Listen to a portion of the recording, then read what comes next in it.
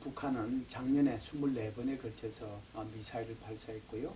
2번에 걸쳐서 핵실험을 했는데 올해도 이미 2번에 걸쳐서 미사일을 발사했지 않습니까? 그리고 지금 풍계리에서 6번째 핵실험 징후가 포착되고 있는 그런 상황이죠.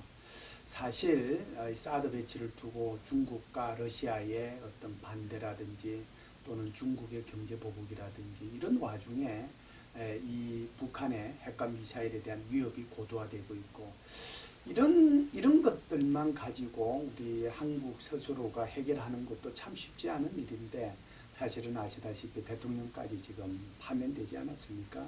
이럴 때일수록 우리 대한민국 국민들, 정부, 정치인들, 언론들 모두 좀 똘똘 뭉칠 필요가 있지 않느냐 이런 생각을 합니다. 우리는 사실은 6.25 전쟁 때도 그랬고 그 이후에도 상당히 많은 위기가 우리 한반도에 왔고 또 한국에 왔을 때도 우리 모두가 이렇게 단결해서 위기를 잘 극복했지 않습니까? 이번에도 어떻게 보면 안보상으로 굉장히 위기 상황에 처해 있는데요. 우리 모두가 단결해서 이 위기를 슬기롭게 극복해 나갈 필요가 있다고 봅니다. 예, 지금 아시다시피 3월 1일부터 한국과 미국 사이에 한미 군사 훈련이 진행되고 있지 않습니까? 소위 말하는 이제 키리졸브 훈련하고요. 그 다음에 독수리 훈련이 진행이 되고 있는데요. 키리졸브 훈련이라고 하는 것 자체가 미국 정원 전력에 한국에 전개해서 전방 지역까지 가는 어떻게 보면 이 전개 절차를 숙달하는 그런 연습 절차가 바로 이제 키리졸브 훈련인데요. 그 훈련이 진행이 되고 있고 그리고 이제 4월 말까지 독수리 연습을 하도록 계획되어 있지 않습니까? 그래서 이러한 훈련, 이런 연습들이 지금 차질 없이 진행되고 있는데요. 특히 지금과 같이 우리 한국 안보 위기 상황 속에서 이런 한미 훈련이 또는 연습이 진행되고 있다는 것 자체가 우리 한국 안보에 굉장히 큰 도움이 되고 우리 국민들이 안심할 수 있는 그런 환경이 좀 조성이 그나마 되었다고 그렇게 생각을 합니다. 대화를 하기에는 너무 늦었다라고 얘기를 했고요. 원래는 이제 북한이 이런 경거망동한 짓을 안 했다라고 하면 3월 달에 소위 말해서 반관 반민 형태의 미국 대화를 하도록 계획이 돼 있었거든요. 우리가 흔히 얘기하는 1.5 출액입니다. 그런데 그것마저도 못하도록 무산시켰단 말이죠.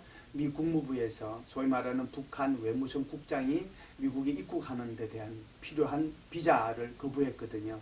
그래서 오히려 굉장히 이제 강경한 정책으로 이제 치달을 가능성이 있는데요. 그 미국의 대북 정책에 해당되는 몇 가지 안들이 리크가 됐는데요.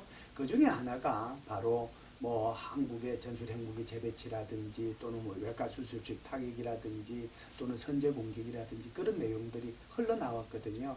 어찌됐든 우리는 3월 말까지 미국의 대북 정책이 어떻게 되는지를 좀 유심히 살펴봐야 될 것이고요. 또 한국이 바라지 않는 대북 정책이 미국에서 채택되지 않도록 우리 외교부에서도 엄청난 노력을 해야 될 것으로 저는 봅니다. 북한의 사실상 핵미사일 위협이 이렇게 고도화되지 않았으면 우리가 사드 배치할 이유가 없잖아요. 사실상 이것을 뭐 주한미군에서 배치한다고 그래서 이것이 뭐 자주권하고 뭐 연관시켜서 얘기하는 분들이 있고 또 미국이 시켜서 우리가 어쩔 수 없이 그에 따라간다라고 얘기하는 분들도 있는데 이것은 사실관계를 호도해도 너무 많이 호도한다고 생각을 합니다. 북한이 미사일을 이렇게 쏠 때 대부분 고각으로 쏘잖아요. 사실상 이렇게 고각으로 쏘는 이유가 여러 가지가 있는데 그 중에 하나는 사거리가 충분히 안 나오기 때문에 고각으로 쏠 수는 있지만 더 결정적인 것은 사실상 노동미사일이든 스카드 ER이든 또는 무수단 미사일이든 또는 이번에 신형 북극성 2형이든 이것의 사거리를 줄이면 고각으로 쏘았을 경우에는 내려오는 낙하 속도가 어마어마하거든요.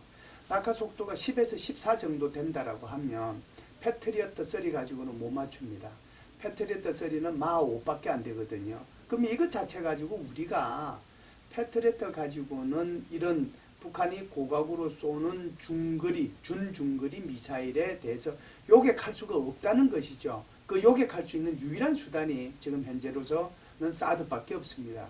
그래서 사드 배치가 우리가 필요한 건데 이걸 가지고 다른 뭐 예를 들어서 자주권과 연관시켜서 얘기한다는 것은 말이 안 되는 거고요. 두 번째는 자기 행정부가 좀 고민해 봐야 될 부분이 만일에 사드 배치를 철회한다라고 한번 생각을 해봅시다. 사드 배치를 철회해도 한미동맹이 유지될 수 있을까요? 제가 볼 때는요. 사드 배치 철회를 주장하는 것은 한미 동맹의 파탄을 전제하지 않으면 절대로 안 됩니다. 그렇기 때문에 중국과의 관계도 고려하고 미국과의 관계, 특히 한미 동맹 관계를 고려한다면 현 정부가 2달 내에 사드 배치까지 하는 것이 오히려 차기 행정부도 도움이 된다는 차원에서 이 문제를 접근했으면 좋겠습니다. 동맹이라고 하는 것이요, 사실상 어떤 그 위협에 대해서 공통된 인식을 가지고 있는 거잖아요. 그래서 동맹이 형성이 되는 겁니다. 북한의 위협에 대해서 미국이 생각하고 또 한국이 생각하는 이것이 동일할 때 그래서 동맹이라고 하는 것이 만들어지는 거거든요. 제가 볼 때는 한미동맹은 현 상태에서는 크게 문제가 될 것이 없다라고 보는데요.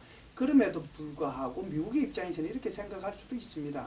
왜 모든 것을 미국이 한국보다 더 많이 희생해서 한국을 도와줘야 될 것이냐. 여기에 대해서는 미국이 근본적인 회의와 생각을 가질 수도 있거든요. 그래서 예를 들어서 사드 문제 같은 것이 어떻게 보면 미국의 입장에서 보면 만일 차기 정부에서 이 사드 문제에 대한 배치 처리를 한다라고 결정을 하거나 그럴 가능성이 있을 경우에는 아마 미국과 한국과의 관계는 10년 전 노무현 정부 당시로 돌아갈 가능성이 높고요.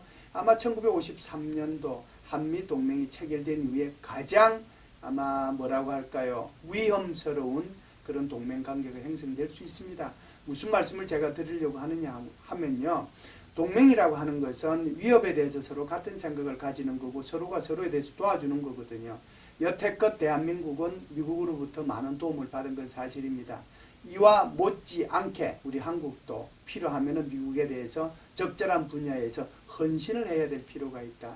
그 말씀을 저는 좀 강조하고 싶습니다. 하나는 물리적인 수단이고요. 하나는 정신적인 수단입니다. 지금 예를 들어서 사드 배치 문제를 두고 중국이 한국에 대해서 한한령이라든지 또는 경제보복을 하고 있는데요. 여기에 대해서 우리의 정치권, 우리의 언론, 우리의 국민 이렇게 분열되어 있으면 중국은 한없이 우리를 찌르려고 할 거고요. 한없이 우리를 괴롭혀서 한국의 정부가 또는 한국의 정치인들이 이런 사드 배치 결정을 번복하거나 처리할 수 있다고 믿게 되는 거거든요. 오히려 이런 때일수록 우리 정부, 정치인들, 찍는 당체들, 그리고 우리 국민들 한마음으로 똘똘 뭉쳐서 이 위기 상황을 극복을 잘 해야 우리한테도 미래가 있다라고 보고요. 우리가 그렇게 똘똘 뭉칠 때 중국은 더 이상 우리를 괴롭힐 명분을 찾지 못할 것으로 저는 봅니다.